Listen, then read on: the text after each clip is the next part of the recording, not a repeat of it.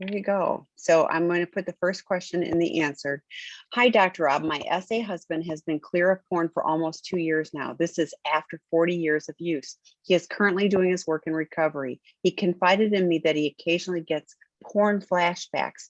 Is that common? It makes me very uncomfortable that while he is no longer viewing the porn, there's a library of memories to revisit whenever he wants that I'll never know. Well, I think this is kind of a split question, right? It's a question for a spouse, and it's also a question for what's going on with the addict. And, they're kind of different things. So let me explain for you as the spouse, and I think Tammy will. Anytime any partner that any of you have mentions that we're thinking about sex, we're looking at sex, there's a movie that has sex in it, someone showed their boob on cable TV, you guys freak, and no judgment. I respect you. I read a book for you, but you are very vigilant, worried about this issue, as you should be. And, in the past, if you didn't see something, it was going to mean you should have seen it in the present. So, but that doesn't mean that so I'll go back to the other part. I completely understand that he'd be thinking this way. What I love, and I would go with this, is that he told you. He is so much. Are you freezing up or am I? Sorry, maybe it was me. I think you froze up. I'm here. I think you are. I think it was you. So anyway, what I think is most meaningful about this is that he told you. And even though that may not be what you want to hear, I hope that there are spouses here who have had one of our guys come to you and say, I had a slip. Because I say to all of them, and I will say to you, and I believe this, is that what you really want is trust to be restored. You may not want us on the porn again. You may never want us to look at that get involved in calling that person again. But what you really want to know is, are we doing it again? And so because that's how that's our responsibility. Like, I can't tell my husband that I wore a shirt and not tell him. And that's what we need to do to restore trust with you. Ultimately, in spouses, none of the men in your life or women in your life who are addicts will want to tell you this, but I will tell you this: we have slips. This is like an eating disorder. Sex is in our lives all lifelong. Eating is those are much more difficult things to recover from than, no offense, Tammy, drugs and alcohol, or things you can just say, I'll never engage in that again, like gambling. Sex is so. We still have sexual thoughts. We are still sexual beings, us addicts. And we may or may not have a slip at some point. But what matters more, and I want to tell you spouses most sincerely, is even if we go back to our worst behavior, is that we turn around and we tell you after we've calmed down and told a therapist, because that is the greatest gift we can give you. And then you get to decide, do I want to live with someone who's struggling, or do I not? Can I handle this or can I not? But by giving you the honesty, we give you that choice. So I actually admire him for telling this, and I think that what he's going through is healthy. I will say one more thing, Tammy, because I can say endless things. Some men that I work with, and women too, who are sex addicts, because they are working so hard to be in recovery, because they are so committed to integrity, they will tell you that, last week on a Thursday when they were going to lunch, they saw someone on the street they saw was attractive. And I think those are, or they went through an old neighborhood and they felt, or this, I get flashbacks. I would not tell my spouse that. I wouldn't. I would tell my spouse if I was in serious trouble. But if I tell you every single little thing, even though you think you want to know everything, number one, you can't control my sex life. I don't want to turn you, my spouse, into my parole officer. It's my job to tell you the big things, anything that might meaningfully affect our lives. And the little things I struggle with, go to my sponsor, go to my therapist, because they help me work through it. And that's what I need them for. So that was a very long-winded answer, Tammy. Is there anything you wanted to add to that? I do. I want to tag on to, because we've had this line of questioning before, and somebody immediately thought that you were going, everybody's always going to relapse. And what Dr. Rob talked about was a slip versus a relapse. And he's talked about that before. And a slip, like, coming and telling you promptly, and getting the plan of, this is what I'm going to do to, get back on track, etc. That's very different than you discovering it because he didn't, right, or she didn't tell you anything, and it's gone down the rabbit hole. And, like, you've find out later. So that to me is very different scenario. But yeah, I wouldn't want to know, every detail. Yeah, I don't need to know anybody else's Well, you would every want detail. to. It just, yeah, you would want to. Yes, I suppose that is true. But yeah, with those, I mean, I get the struggling with the flat. I mean, I've had, I was on another website, and I won't go on long, but they were talking about having a dream where it was a vivid recall of like the waking up and knowing you drank. They're terrifying. It's very challenging. So having that be, I'm really struggling. I had some weird thoughts or whatever, like that would be something that I'm going to go talk to my sponsor, and share the details. But honoring that those are disruptive and uncomfortable to have those invasive thoughts. To me, it was very disconcerting. And I had them more than once. And even in a few years ago, I had a weird one like that. So there's nothing I can do to control those kind of things except for not keep it a secret. So next question. Hi, Dr. Rob. What is your definition of dry drunk in regards to sex addiction? So Tammy, why don't you, if you wouldn't mind, start off with a discussion of what the term dry drunk comes from alcoholism and AA literature and people who are in 12-step recovery for alcohol and maybe drugs as well. So Tammy, can you help familiarize people with the term? Yes, that means someone stopped drinking and they're just a miserable human being on every other level. That's the short version, but it's like, I haven't done anything for recovery. So I'm in a worse position because I'm not using my coping mechanisms, even though they were not helpful. I'm not drinking, but I'm also not in recovery. So, it's a miserable place to be. I've had people who have talked about, I like that person better when they were drinking because they were a nice drunk and they're a not nice dry drunk. So it's a not good place to be. And I've had a lot of people, I think that there really is, because I've had a lot of people that have talked about this. Partners email me and go, he says, and I'm using the he and she, but it could be anybody. He says he's not doing porn, he's not acting out, he's not doing anything, but he's doing nothing for recovery, and their relationship is miserable. So, your thoughts? Well, I think that's a great answer, and I think it's exactly the same for us, which is, I might be able to stop the behavior periods of time, especially if you just found out or I just got in trouble with work, because when I'm in kind of a panic, it kind of goes away. And then I think, oh, okay, well, you know what, I won't do this again. I hurt someone, whatever. But eventually the desire comes back. And by the way, I often say to the people I work with, that time when you don't want to do it because you're freaked out about the consequences, use that time, build relationships, get the right therapist, get to work, because the desire will be back. And the more support you can build under yourself while you are in that place. But don't be fooled into, I won't say who it was, but a very famous sex addict was quoted in the media saying, now that I've met so-and-so, I'm never going to want to act out again. And I thought, wow, you don't have this right at all. So anyway, so dry drunk is someone who's doing their best to stop without going through the process of personal growth and without building the social relationships that are required to heal long-term. Great answer. Okay, so hi, You Dr. too. Rob and Tammy. Can a person be both a love and sex addict? What are different ways that this could show up? Well, I guess we'd have to, maybe I can define them. And that might help, because I actually get this question a lot in the rooms on Friday, and Correct. because maybe we have a higher attendance of single women would be so women who are struggling with this. Anyway, so they're the same thing, except, and then I'll talk about them being together. They're the same thing basically, meaning if I am a sex addict, I am looking to validate myself if somebody desires me sexually. Even if it's in the porn, even if it's just me in the relationship with the porn, I can zone out, I can disappear, and the sex replaces my need for people, basically. And if I see sex workers, or I'm going to strip clubs, or I have an affair, or whatever, that is more, well, forget the affair, anything non-relational, it's kind of like the dry drunk thing. It never fills me up, but I keep seeking out over and over again. So sex addiction is about using people as objects to fill up empty parts of myself emotionally. And of course, we addicts are a sieve, so it doesn't matter how much we put inside of ourselves is going to empty out. That, by the way, is a dry drunk. The person who keeps, things are going through them, they never really stick. But anyway, a love addict is very similar. A love addict is someone who objectifies romance, So they're not objectifying body parts. Like if someone who looks like that wants to have sex with me, I'm important.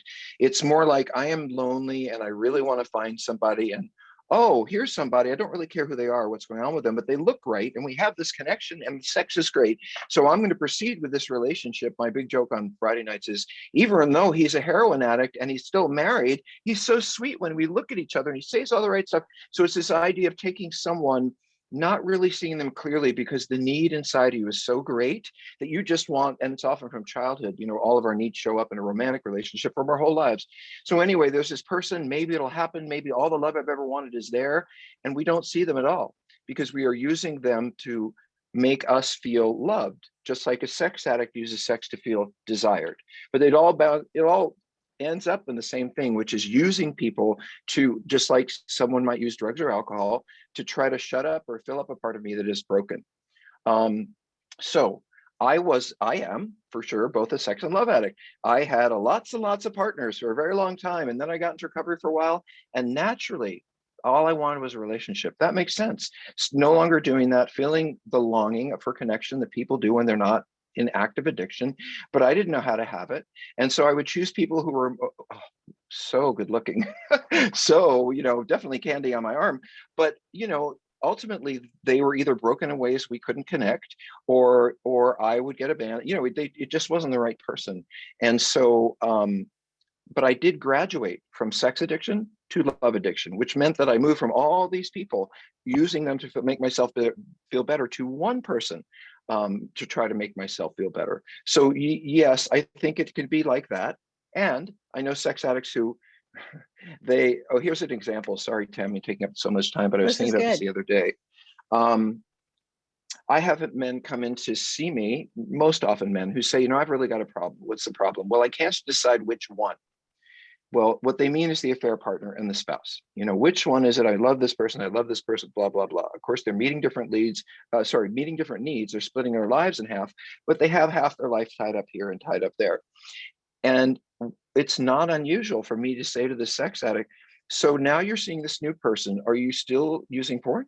Are you still going to sex workers? Oh, you know, now that I'm seeing them, I have, you know, it's often like, well, but you moved the problem from here to here, and now you're distracted from it, but the problem is still there.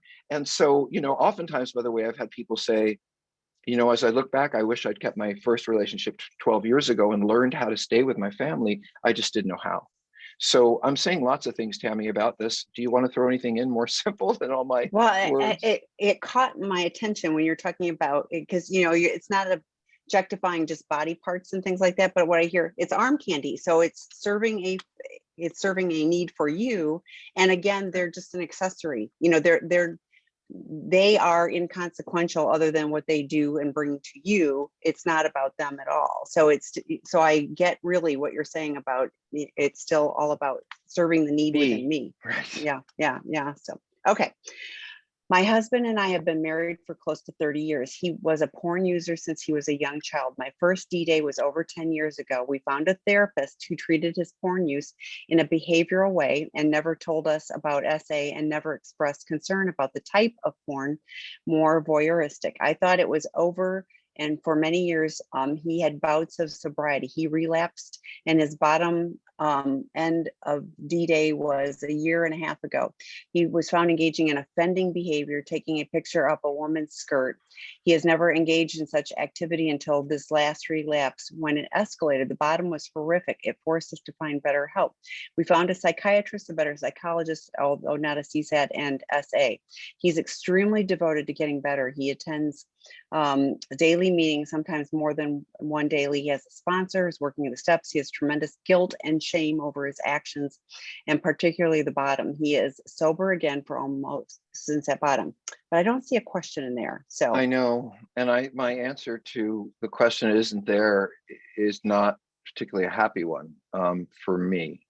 So do you want me to respond to this? Yes, please. I don't. Why don't you put a question in it, Tammy? Why don't you be this person and say, well, so my question would be, Mike, I mean, I would be wondering, you know, can he really recover? You know, because he's trying really hard, but, you know, is that even possible? So that would be my question, but I don't know if that's the question. So, Well, I worry about psychiatrists and psychologists for a lot of reasons, but mostly I'm worried about someone being, so let me tell you what's going on with him. He has a fetish, what we call a paraphilia. Oh no. Is it me or is it you? Or not, leather and lace and panties. Oop, I don't know. Is it you or me? Get you. Somebody in the chat put, oh, it's him. Okay, somebody said him. It's you. Sorry. All right, I'll sign out. Sign out and sign back in. And he's going to have to answer that particular one. But in the meantime, the Couples Healing from Betrayal workshop is starting this Thursday on seekingintegrity.com. Okay. And your other one is frozen. Hold on a second. Oh, I don't know. I think that's part of the problem is I can't, okay. It'll go away. Now I hear you. So now you're good. Okay. So but you can't see question. Me? I can. Now you're okay, good. because it's a nice shirt, so don't miss it. It is. Okay. But you have to remind me where I was because I don't know. Yeah, you were talking about the fetish. It's a okay. Yeah. So I don't want to go into a long, complicated explanation because I don't want to take your time. I know you have a lot of questions. But basically, there are folks who have sexual desire, greater sexual desire, when there's a particular object involved in their sexuality. So there's some people are into shoes, some people are into leather, some people are into wearing panties, some people are into I don't know, all kinds of things. But they're not considered pathology, they're not considered illness. And so, wanting to film someone and being voyeuristic in your relationship, and then you look at the pictures together, whatever that is, that's kind of fetish behavior. But once you start crossing the line into a fetish becoming something that's illegal or dangerous, for example, pedophilia is a fetish. I like having sex better when there's a child there. So sorry, but that's what it is. Bestiality is a fetish. We have people with adult diaper fetishes. So when a sexual arousal, something that kind of turns you on, turns into something that is illegal or harming yourself or others, that's when we call it a paraphilia, which means it goes from being really healthy and fun and whatever you do in the bedroom is fine to this is not okay. And what I'm concerned about is the voyeurism, because there's a voice in this letter, Tammy, and this is what I don't want to say to this person, but there's a more, oops, I was looking for the question. There is a, right, I saw, but they disappear when I left. Okay, oh, shoot. That's okay. I don't know what the exact words are, but I'm pretty sure this is what I wanted to bring up to you. One of the most compulsive behaviors too that I work with, that this is just a fact, or exhibitionism and voyeurism. They're very deep-seated emotional issues that are related to sexuality. And I won't go into them, but they are paraphilias because they harm people. And if I upskirt, which is what that's called, with my camera, or I stick my camera, in the locker room and leave it there for, that is illegal. It's my voyeurism turned in a direction that is truly harmful to myself and others. And that's when people get arrested. They get arrested for paraphilias, like, children and bestiality, because it's illegal for a reason. So what I'm concerned about in this question, you might have to read it back, Tammy, but I'll say it is, I don't believe, there's something so honest in there, so kind of innocent, like he is this in the middle somewhere. Okay, the bottom was horrific. It forced us to find better help. We found a psychiatrist, better psychologist.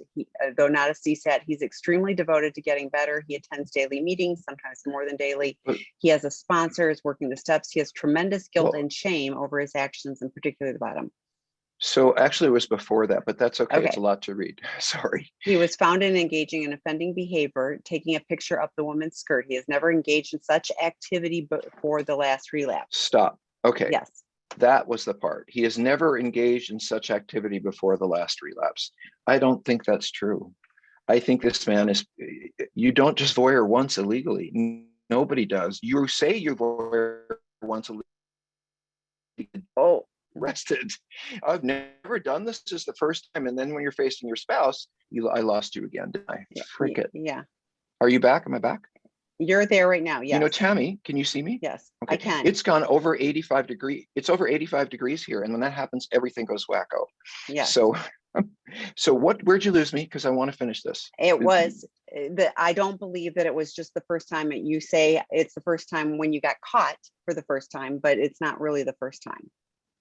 Most people who do this have hundreds and hundreds and hundreds of experiences that they don't talk about. It's a very compulsive behavior, and it's obviously very shameful and hidden. And Lord knows you wouldn't want to see me doing it, but I would be shocked if this is something he hasn't done for years, especially since it's already also incorporated in the porn.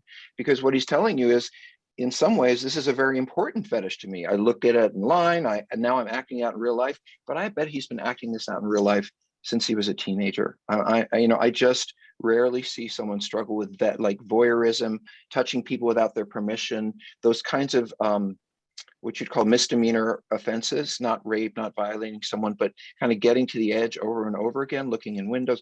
It's very compulsive, and it will be a lifelong problem. And I worry about, the other part is what Tammy just read. I worry, it sounds like you're convinced that he's doing all the right stuff. And I don't know that. I don't know how you know that, but I would be worried. And mostly I'd be worried that there's a lot more I don't know. And what I would say to him is, I don't think I'm really going to trust you in recovery until you tell me a few of the more, not everything, but tell me some of the other things that I don't know about. Because I bet you anyway, that's my deep sadness for you, that that he is not that he's not, my guess, being entirely honest with you. And if he isn't willing to do that, then all the psychologists and all the psychiatrists in the world aren't going to help him get better. I also hear a man who's deeply committed to telling you that he's doing well. I'd be curious how long ago this happened. I don't know if that, I don't think that's in there. It says in the last year or something. Right. So the last, yeah. So he's been arrested, and even worse, something's been revealed to you. Can you imagine this guy who's, I believe, been lying his whole life, all of a sudden saying, oh yeah, to you, oh, let me tell you about all the rest of it? What's he going to say? It happened once. There are guys at Seeking Integrity right now, and they're all sitting in a living room together. And I guarantee you, they have all said to one spouse or another, I only did this once. And that's how they ended up in treatment, because that's never the case. No one gets in trouble. No kid gets in trouble the first time they take the cookie out of the jar. They've been taking those cookies for a while. So anyway, I don't mean to go on and on, but I am sad for you, because I hear all the right words, but it just doesn't feel right to me. And my bigger, a part of my concern is he hasn't been tested and assessed by someone qualified, because most psychiatrists and psychologists don't have any training. So there's a full battery of assessments that could be given to him to get a better picture of what is going on. So that's another thought. Okay, next question, because we got a bunch. I separated from my SA husband 1.5 years ago. We still have some contact because of our adult children. Still, he triggers me by trying to establish contact. How should our communication be? Any advice on how to handle his narcissistic remarks? He acts as though he has done nothing wrong. Thanks for your help. Well, unfortunately, Tammy, I can't see these. I know, and I can't do it. The next one, no, it's okay. But yeah, I can't. But I'm trying to figure this out while you're talking. Like, how can so one more time, and maybe this will be the best podcast we've ever done. But no, but this will be, then the next one you'll be able to follow along. I separated from my SA husband 1.5 years ago. We still have some contact because of our adult children. Still, he triggers me by trying to establish contact. How should our communication be? Any advice on how to handle his narcissistic remarks? He acts as though he has done nothing wrong. Thanks for your help. And they're divorced or separated? Is that what I heard? Yes, they're divorced. I separated. So why don't you? I have some thoughts, but I'd love to hear you start with that, Tammy. I have some thoughts, but I bet there's a lot to say there. Yeah, this is the not fun part, but somebody can't trigger me unless I let them. I hate to say that because it feels so unfair, but I know that's true for you. I know that. Yes, but it's one of those where if I'm in a good place and I just go, that's that person, and I'm just, on some level, I'm going, it'll probably drive them crazy if you don't react, how fun would that be, so I'm wondering if you can have support, and just because he contacts you doesn't mean you have to respond to a text.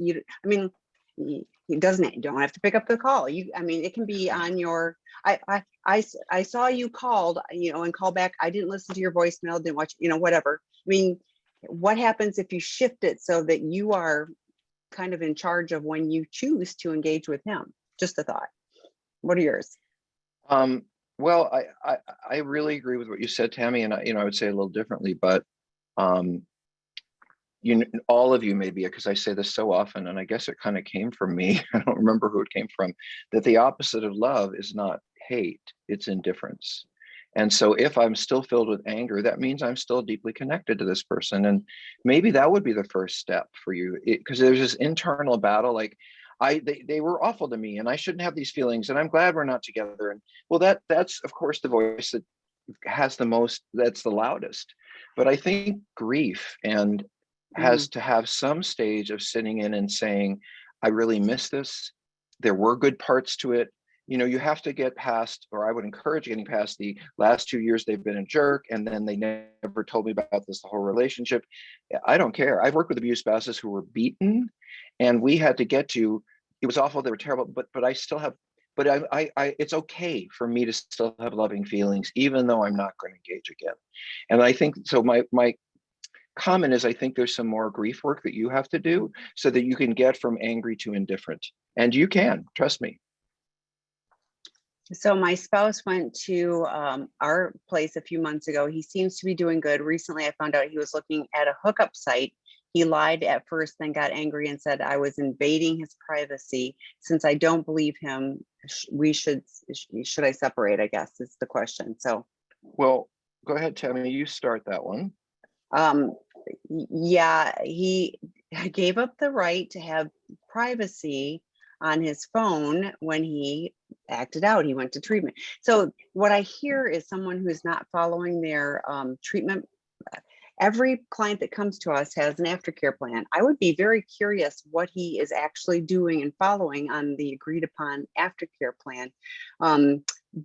Because this goes back to what Dr. Rob first talked about. A slip is like, I got on this hookup site. I'm so sorry. Since then I've contacted my sponsor. I've got a call with my therapist. Here's what I'm doing.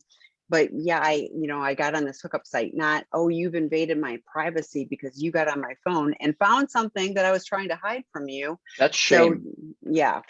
So to me should we separate? I don't know. I don't know what your, I don't know what your bottom lines are. I don't know what your boundaries are. I mean, if you threaten to separate, you better be ready to separate, because every addict is going to use every little leverage possible and push to see what you really will hold the boundary for. It's, again, not fair for you that you have to hold the boundaries, but it's really for your safety. What is going to make you feel safe in this? And you having the passwords and having, I don't know if he's got tracking on his software, but if he doesn't, having that on his phones and going to his sponsor and or therapist makes sense. Not you, but to them. So it does not feel like he's engaging in his aftercare in as meaningful a way as will keep him from getting on hookup sites. So Dr. Rob, what are your thoughts? Well, I'm going to get even more specific, which is this person went through our treatment program. And so I'm pretty sure they know exactly what to do and exactly how to do it. And one of the main things that we teach them is, you may not get this perfectly, but what are you going to do if you have a challenge? And, hiding it from you is not the goal. I told you earlier, and I truly believe that you are at your strongest when you have the truth, regardless of whether you want to hear it or not. And so what I'm concerned with is, we have an alumni group. Is this person, and we have like 35 guys who come every week or more than that sometimes, who've been through treatment with us, and we meet with them. I show up once a month, the other therapists show up once a month. Is he going to alumni group? Is he raising his hand and saying, I'm really struggling, guys, what should I do? Is he, you have to trust your gut. I believe that what's happening is happening. And the worst part is, he's defending it and hiding it, because he's telling you basically that didn't happen. Well, it did happen, but you have no right to look, which is, is a bunch of crap. So what do you do with him? I would say, what, I think you're full of shit, and you've been through treatment and you know better. And, I actually have changed the locks, and you can go sleep at your mother's. I mean, I think he's lost rights. He wouldn't be in my bed. He wouldn't be in my bedroom. We would be seriously talking about whether we can work this out or not. And because he's told you everything you need to know. It's not that he was doing it. What you need to know is how he responded. And now if he came back to you the next day and said, shoot, I talked to my sponsor and I didn't handle that right with you because I was lying and hiding it, that's recovery. You may not get it the minute we do it wrong. It may take us a little bit to get back to it, but recovery says we're going to come to you and acknowledge it and apologize. So by the way, every therapist that you work with here, if they want to talk to our therapists or you want to have some kind of connection with, we'll do that for you. We will figure it out. So we're not out of the picture. We have all these groups going on. Is he going to our groups? Does he know? So anyway, I feel like you, Tammy, I'm kind of giving ish solution after solution. But the bottom line for me is, if this person came here, they were introduced to what they need to do, and more importantly, how to build a community and stay in it. And I don't hear that here. I hear someone who, as Tammy said, probably went right back to where they were when they started, or at least to some degree. And maybe a lot of it is to keep you quiet. Well, they added and he said he gets bored and he looks at porn. So that's his excuse, is he gets bored. So instead of like doing something service oriented or going for a walk or doing something meaningful, playing golf, I'm or bored. playing with so a therefore kid. I'm going to just go ahead and look at porn. So it's not okay. It's an excuse. Okay. So yeah. I'm sorry, Tammy, I have a funny answer for that. Okay. My answer would be something like, so what do you say? I'm looking at porn, but it's no big deal. What do you say? I'm bored. So I'd probably I just told me he gets bored and looks at porn and other websites. I would say, I get really bored, and so I call the divorce lawyers and see what he has to say. Oh, that's a good one. Yeah. Yeah. So, okay. So please explain the difference between a slip and relapse in sex addiction recovery. Yeah, we talked about that, and it's true. We didn't really define it this time. We've defined it many times before. So a slip is, for whatever reasons, I return to my behavior. And sometimes oftentimes if that happens, it's really good to go back and you do with a sponsor and maybe your therapist, and you do an analysis of how it is you ended up in that place again. And you've told the people in your life, starting with the people in your program and your therapist, all that, because we have to talk about it with someone else so we don't come to you with garbage raw, like, will you forgive us? So we have a slip, something happens, we go to our group, our people, we kind of catch our breath, and then we go to you and we say, this happened. In other words, there's nothing hidden, there's nothing dishonest. Now, it's not going to be a good evening. Trust me, someone comes home and tells you they might not be a good month, but there will be some party that says, wow, I'm hearing the truth. So a slip is something that happens once, maybe twice, and then I get it, this is a problem, I immediately go get help and I stop it. A relapse is, I went back to my behavior and gosh, nobody found out and I didn't get in trouble. Maybe I could do it a few more times. And before you know it, I'm back where I was, where nobody knows about it. I'm in my little box by myself, which I have to hide. So relapse is basically returning to the problem behavior, but not doing anything about it, which will lead you to be back where you were. And I want to reinforce what you said about the aftercare plan, because it's not just here. I mean, I've opened 3 or 4 treatment programs at this point. And even when I used to work with Dr. Carnes, it was always the same thing. For pre-digital, it was the same. You have a sheet of paper. We have gotten to know you at Seeking Integrity for weeks. We know your therapist. We know your spouse. Here's what you're supposed to do Monday, Tuesday, Wednesday, Thursday, Friday. And when people fall on their face, it's because they start crossing activities out, or they say, I don't need to do that. And before you know it, they fall back on their face. So the next question I'm going to alter just a little bit. So if this person's reaching out as a friend of a betrayed person, and they're wondering, how can I support the betrayed person? And I think that's a great question, is how can you be supportive for somebody who has gone through such levels of betrayal? And this is like a close friend who wants to support their friend who's been betrayed. Correct. May I be trite because it's the right answer? Yeah. Go get your nails done. Take them. Whoops, did I lose you? Are you there? No, I hear you. Yeah. Okay, no, I went in now. Take them to get their nails done. Plan, if it's your women, plan a women's weekend, away, a spa weekend or something. Go buy some theater tickets now the theater's open and go with her. And in other words, she doesn't need another place to talk about this. I'm sure she has support, as you said. What she needs is someone to make her feel better in life and bring her back into life. Oh, come on, get out of there. You don't need to stay home another night. Let's go to dinner. And now that, by the way, now that COVID is changing, I can actually say that I'll meet you for dinner, which we couldn't say for so long. But really, it's sort of like, I don't know, if you'd lost someone, if your mom had passed away, I would expect your family would be around you and you do your grieving. But after a short period of time, you might want someone to say, hey, let's just go to a movie, or let's, I know that's just distraction is a wonderful thing. So that would be what I would do for a friend, is try to give them little kernels of enjoying their life again without that person involved. And I say this often to the partners and spouses of those who are coming into our treatment program: go do something just for you that has nothing to do with his addiction. It's like, go have coffee and just have coffee. Go get your nails done. I say, go get a pedi all the time. Yeah, I mean, whatever is going to be good for you, that is not just focused on his addiction, but will give you that break, is like, that's just a gift. So just being there, first of all, is huge. Just somebody that knows and supports, and you don't have to, you don't have to keep rehashing all the details. Just being there, you don't have to bring it up. You don't even have to bring it up. You can just say, hey, Thursday, I'm kind of lonely. Would you like to go this? You don't have to talk. Maybe the last thing they want to do is talk about it. They just want something distraction. So anyway, we talked about it, but that I wish someone would do that for me if I was grieving.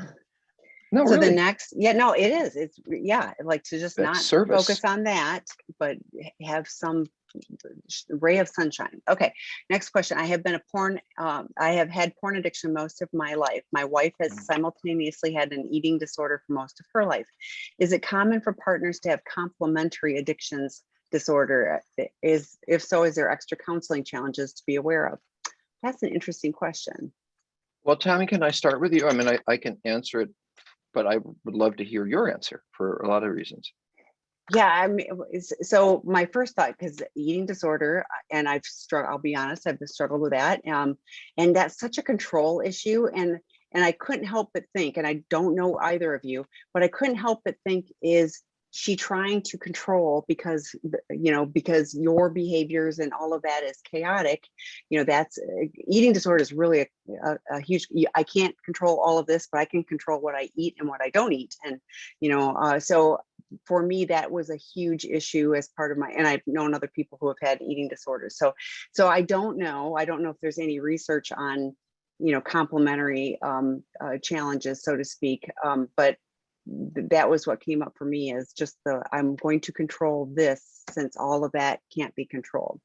So have you noticed that in your years and years of treatment, that there's any of that? Sorry. Or is it in all the years I spent in treatment? Yes. Well, no, working with people. I know. So here's a thought for you guys. Yeah. I was thinking, thank you. I only spent a little while in treatment. I don't think it's fair for me to say that partners and addicts generally have complementary addictions. In fact, I wrote a book about this called Prodependence. I think that you both came to this relationship with these issues. And, I would say if there's complementary things, it has to do with how you learned to communicate in a family, and shared value, all kinds of things, both problematic and. But what I'd be curious about is if your spouse is really working on the eating disorder, going to groups, getting whatever it is, therapy, and has a little bit of time with that, and you are really working on the S issues, and you get a little time, and then you need to go to couples therapy. Because what I would want to know is, are there ways that we trigger each other? No one can make anyone act out. You can make me miserable, and I can go for a walk, as Tammy said. But there may be things that get deeply triggered in me because I feel like you remind me of my mother. I don't know what it is. It's not your responsibility, but I can gain awareness that when we start going down that road fighting or whatever it is with it, that's what leads me out there. Right now, I don't hear the part that matters to me. You're kind of asking is this happen? I'm more interested in how can you make it better? And I think you both have to work on your individual work. And if you're getting to a point where that feels safe, there's a lot of things that you can resolve together. Addicts, and I think Tammy will agree, we can trigger each other all the time. I mean, we are people with emotional issues. And so if you have two addicts together, good for you, wonderful relationship, but there's going to be more whack-a-mole stuff popping up that, and then there's always working the other person's program, which is, why aren't you going to more meetings? Well, like that, which is really not good. So anything else? You might know some addicts who are with other addicts, Tammy. Any thoughts about that? I used to be one, and that's a whole another relationship story. So that didn't work out for me, but I'm married to a wonderful man. So it all worked out in the end. But yeah, I mean, it's complicated. It's doable. And there's lots with everything. There's pros and cons to everything. You are in a relationship. So both of you getting healing for both of those are real challenging disorders, but the good news is there's help and healing for both of them. So, okay, next question. Let's see. Oh shoot, I missed one. So wait, no, I didn't. Never mind. I was in the wrong. You're so cute. I'm going back and forth between the two categories, so I didn't click hard enough. Now I can see them, by the way. Yes, I have had porn addiction most of my life. What steps do you take to rebuild healthy intimacy and reduce performance anxiety while dealing with managing the frustration of my wife as we were trying to conceive? Oh my goodness, that's a lot. You froze again. I need you here. And I think I'm still freezing. All right, this is what I'm going to do. I'm going to leave. I'm not that cold. No. Okay, so he'll be back. So like I know so many couples who have struggled during the time to conceive, and it feels like it's so much pressure. So I don't know. I've never personally experienced that aspect. So I don't know how you manage those anxieties, but that would be, I hope, with the support of a qualified therapist, just to help you navigate that. There's a lot, but the porn addiction and healthy intimacy, that's what we work on all the time at, our treatment program. That's what all the resources on sexandrelationshiphealing.com are designed to do. We have a couples healing from betrayal workshop that starts this Thursday. We have men's sex and porn addiction 101 work group that starts again July 10th. So there's resources to help you. And I think the more you engage with those, you're going to find other people who have been on that particular journey too. Yeah, I agree, Tammy. And I think, can you see me? Am I back? I can. Yeah. Oh, okay, good. And that's just, like I said, it gets a little warm here and it's really challenging when your Wi-Fi is. You know what I mean? Go ahead. Sorry. When your Wi-Fi is going in and out. So it is what it is. It's not any fun at this end, by the way. One. Wait, I want to answer please that do. question. Okay. I wanted to say something about that question. Okay, please do. I'm sorry, we're cutting in and out, but if you can hear me, we're good. In fact, can you hear me now? Yes, I can hear you. Yes, you can hear me? Okay, yes. I closed my photo so that I could maybe slow down the stream of information. But I really wanted to say something about with that, which is, the other side of the addiction is struggles with intimacy. And, I would think that this is going to happen with any of our relationships once we stop the acting out. I think this is what a good sex therapist is for, if there is a good sex therapist, which is to teach you guys how to begin to be intimate and intimate physically and sexually intimate. I think his fears need to be addressed. I think your worries need to be addressed. They're not conducive to a healthy sex life. So I think there are ways that the two of you could work on intimacy that would physical and emotional that will make it less scary and less. You have to understand that the reason I sexually act out is because I'm too afraid that my deeper relationships are going to hurt me. And here's a place I can get needs met without someone who's going to hurt me. You can hurt them. They're deeply invested in you. So now that we're in bed with the person who we both love and scares us, and Tammy's heard me say this before, and I won't probably say it anywhere else, but I'd rather read the paper than have sex than I'm lying next to my spouse. I don't realize it, but I'm kind of pushing them away because it's either scary for me or upsetting for me or whatever it is. But my easy way out is just say I'm tired or I don't want to focus on that. However, what I've said, and I'll say this every time, is if you say, well, I don't feel like doing this, but I'm going to caress their hair, I'm going to get some massage oil, it's amazing to sex addicts. All of a sudden, it's a great thing. I think focusing on going directly to intercourse or making that a big part of it, maybe you could take a lot of time doing other things together without necessarily going there.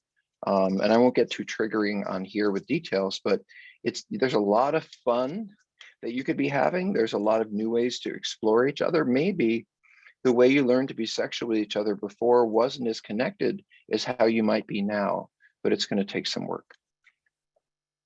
So the next question, I'm a sex and love addict. Do you have any tips for no contact with qualifier? I can't stop obsessing about the person who is breadcrumbing me. So I have a guess of what breadcrumbing sounds like, a millennial kind of word, but I think I can guess. What do you think breadcrumbing is, Tammy? Well, I was just thinking they're like just engaging enough that I want to keep it activated. Right. So whatever the reason this person is doing this, and we don't know whether to keep you engaged or to make you angry or whatever it is, they're kind of just maybe putting a little bit up on Facebook about you, or maybe talking to a friend about you, or just putting out enough info to keep you engaged for whatever reason. But this is not about him. I guess it's a him. This is not about the other person. This is about you. So have you blocked their phone number? Have you blocked their email? Have you blocked their texts? Have you unfriended them on Facebook? Have you eliminated them from Messenger? I mean, if you are saying they're dropping breadcrumbs, how are you finding them?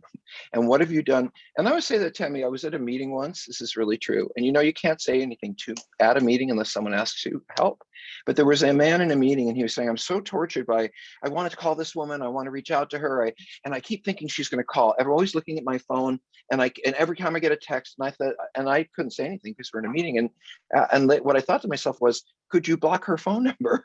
Could you? Because he's sitting around saying, what am I going to do if she calls? It's like, well, you can actually take actions toward protecting yourself from that. And so that's what I would say to you. What are you doing to put, or have you left doors open or little spots for the breadcrumbs to be dropped? I don't know, anything else, Tammy?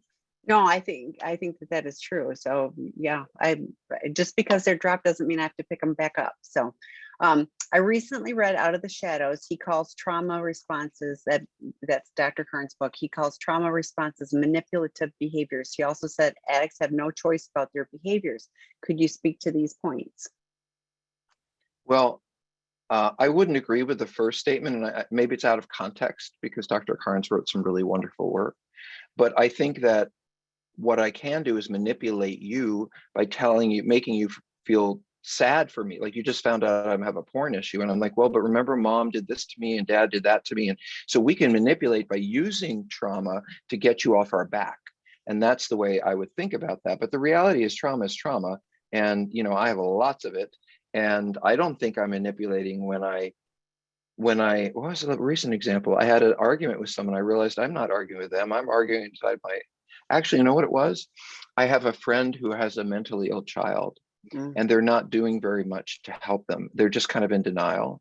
And I got really passionate, upset with them, like, why don't you do something in this and that? And I thought, why am I so passionate about this? And then I realized I grew up with a mother who never took her meds. And if I could just been able to help her more, get her, like I was going to at 7. So I was triggered by my trauma in the past to take a much more forceful way of telling these people to get their child in treatment or get them help, because my own trauma was kicked off. So to me, that's not manipulative. I can't even control that. I didn't even know till later why I had gotten so upset. So that's number one. Number two, the first thought that comes to mind is, do I have choice over my behavior? Probably not. I'm going to go there. I'm going to want to go there. But do I have choice over making a phone call first? Do I have choice over texting a friend and saying I'm really struggling? Do I have choice over, in other words, the desire and the whole plan in my head, that may just spring to life. I can't help that. But what I can do, and I think we do teach this a lot in treatment, is, or they say in 12-step programs, do an opposite action. So what I can learn, and boy, if you addicts learn this, it is the greatest gift in the world, is when you feel like acting out. It doesn't mean sex. It means you're upset that you need to go talk to someone. It's information, but it isn't what you think it is. It's a lie, but there is some truth within that lie, which is you need something. You want to be valued, appreciated, you want attention, you want control, all those things we want out of the acting out.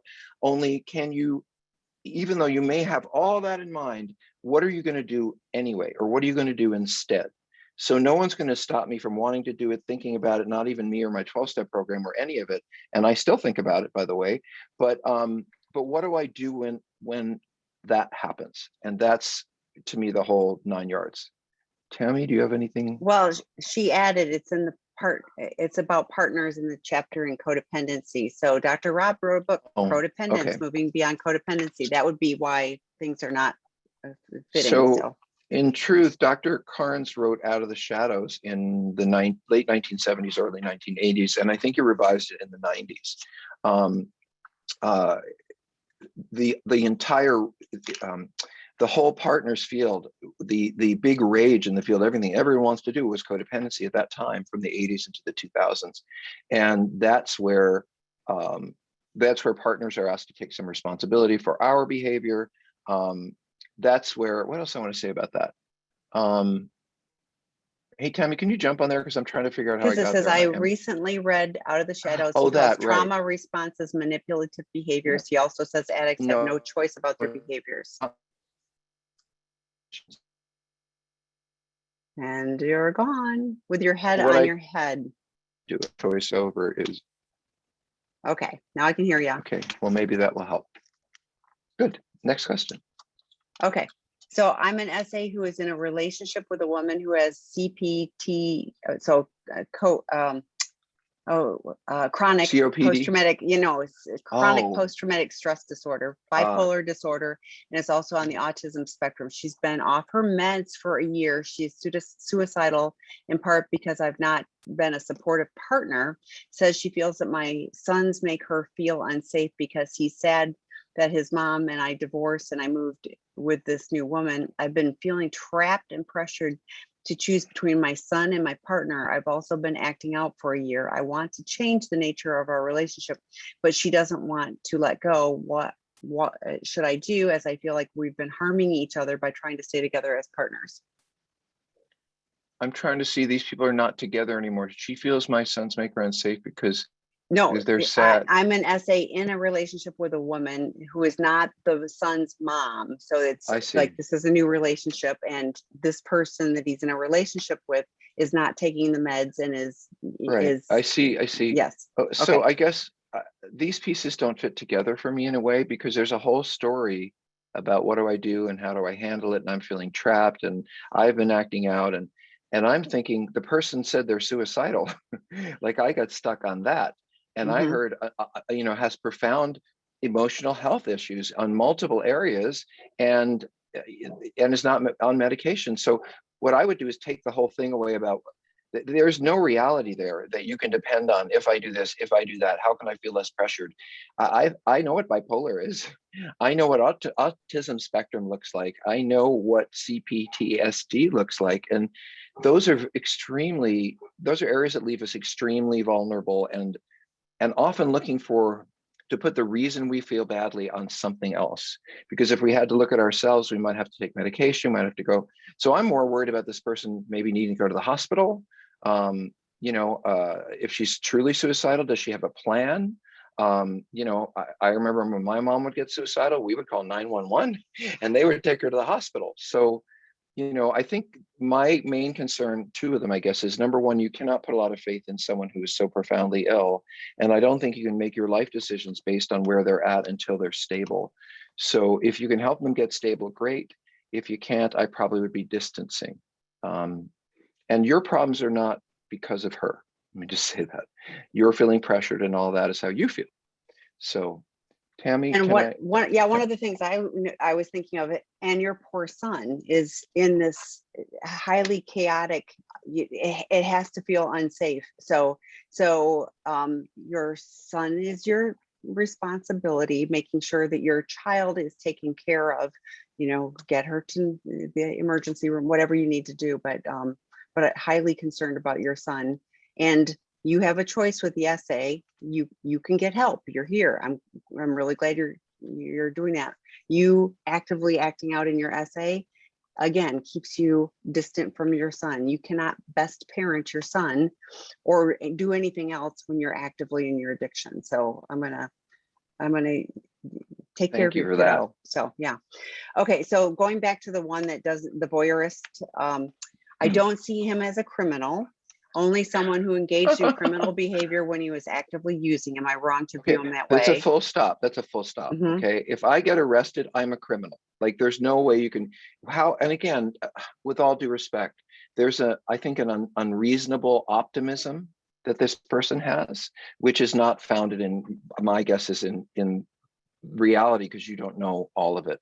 But anyone who's been, look, if you're arrested for stealing from a grocery store, you have arrest history, you have acted as a criminal. I don't care if you just have to restore the stuff to the store and they drop the charges. So, and this behavior is serious criminal behavior because it hurts other people. This person didn't just, I don't know, like go steal from a store or whatever. He, where you might hurt an environment. So this person stole that person's body images, sense of self. Who knows if that person has trauma issues and they got terrified or if they've been harmed before. So I think that what I hear a lot of is, and I think you really need to look at it. My husband's not, and he's not that. Hold on, I'm going to go off for a minute. I hear a lot of, my husband is not this and he's not that and he's working on this and he's working on that. What I won't, and then when we came back with something, I again heard, oh, but it's only this. And I think that is your denial, because things are a lot more serious. And as I said, no one gets arrested because we're doing it one time. How many of you who've been on the freeway and have gone too fast, and then how many times have you been arrested, or I'm sorry, pulled over to the side of the car? Can you hear me, Tam? Yes, I can. Like, that's my favorite metaphor of the day. I think about, whenever I get pulled over, which of course rarely happens, for speeding, I get mad and why did this happen to me? And then I think of all the times I was speeding when I got away with it. And so, and it was probably years of speeding before I got in trouble.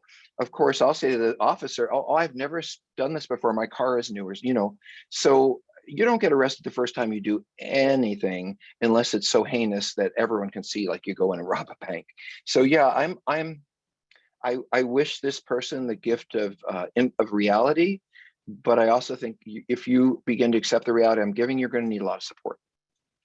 Yeah, and honestly, I was thinking, if I was the woman that got upskirted, violated, I would be so. I mean, that would be horrible to me. And I'm thinking that there are other people, or like Dr. Rob said, those touches, and like the seemingly but bumping up against somebody in the subway or getting too close in personal space, all of those things are intentional and are that is an offender behavior, and it can get easily brushed off of like, oh, he just was too close in a personal space or whatever, and oh, it was accidental, and it's not.